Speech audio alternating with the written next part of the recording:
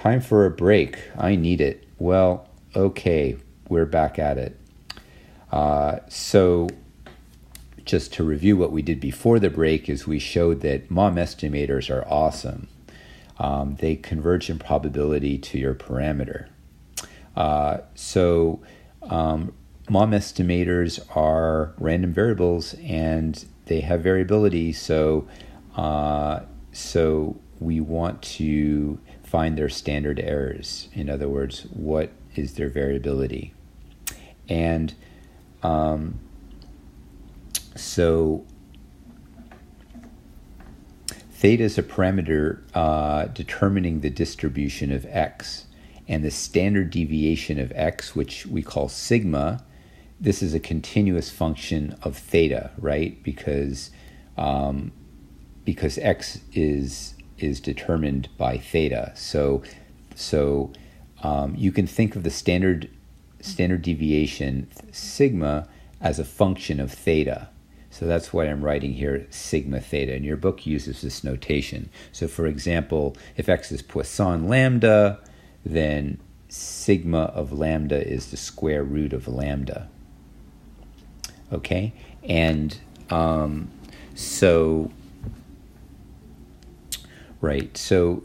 sigma, the standard deviation, is a continuous function.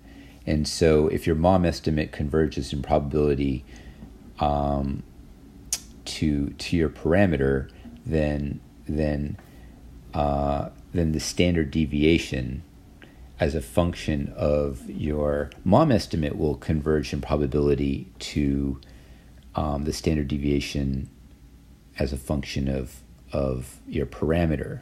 So what that means is that we can approximate the standard deviation the standard deviation is a function of our parameter, but we can approximate it by plugging in the MOM estimate for the parameter, and you'll get a close approximation. So this is going to be our strategy for finding the SE.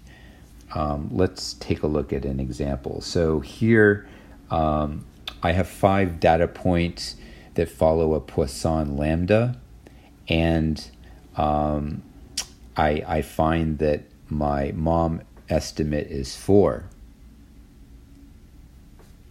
Okay, so would I be surprised if I collected data and I got another MOM estimate of 15?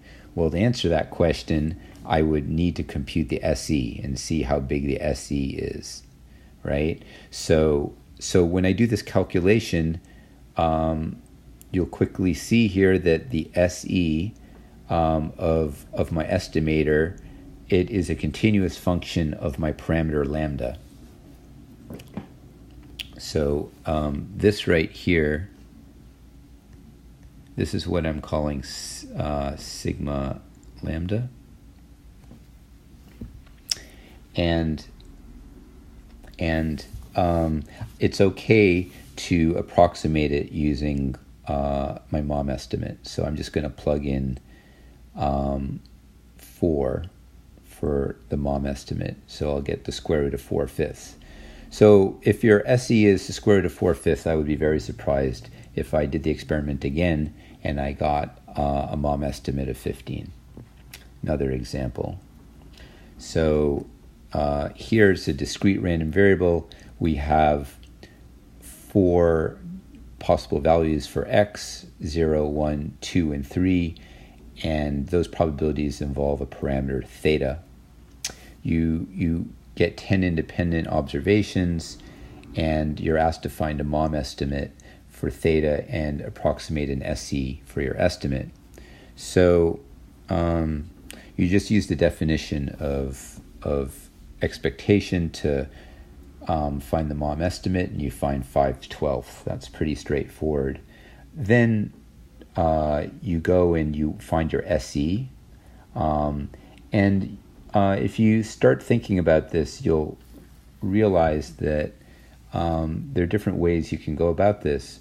So you just start and you're like, okay, variance of of my estimator. My estimator is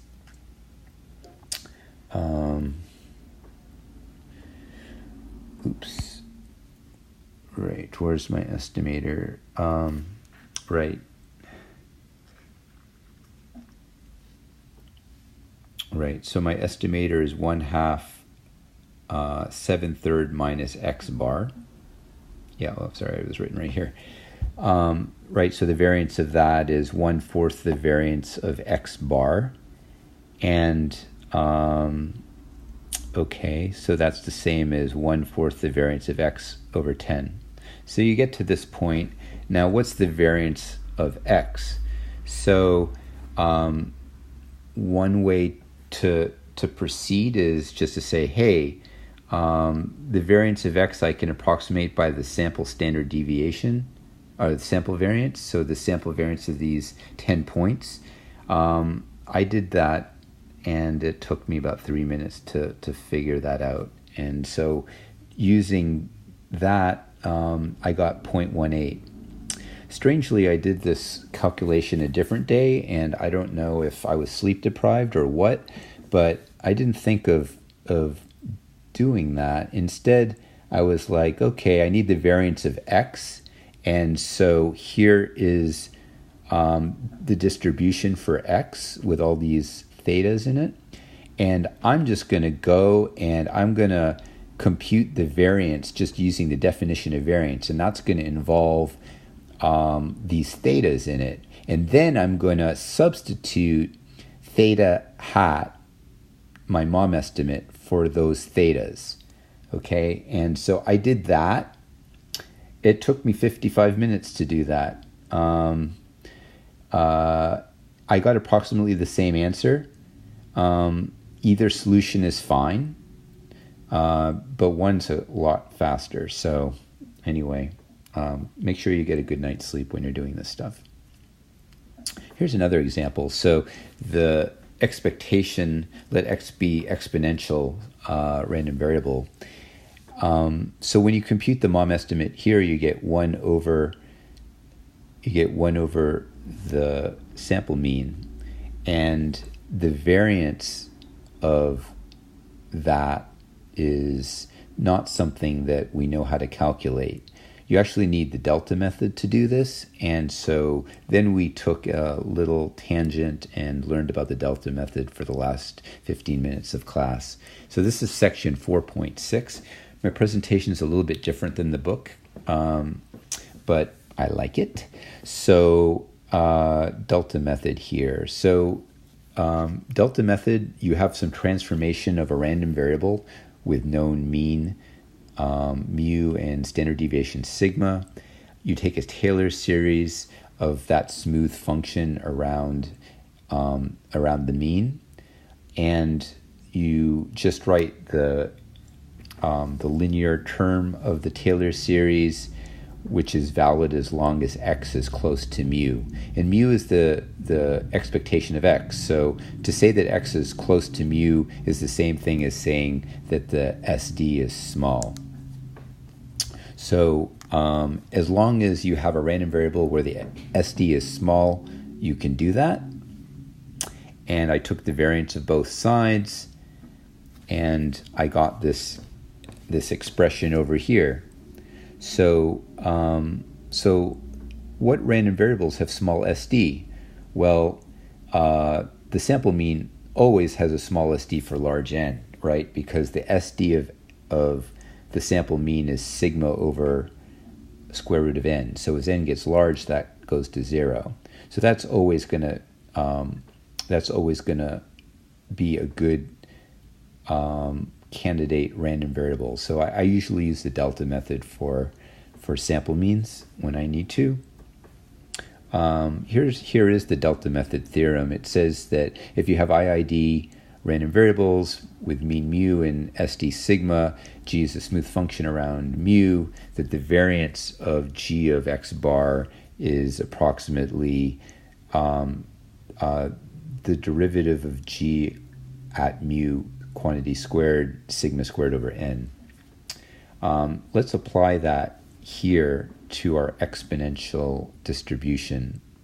In this case, we quickly see that we want g of x bar to be 1 over x bar. Mu is 1 over lambda, sigma squared is 1 over lambda squared. And when we apply, so we need to find the variance of lambda hat.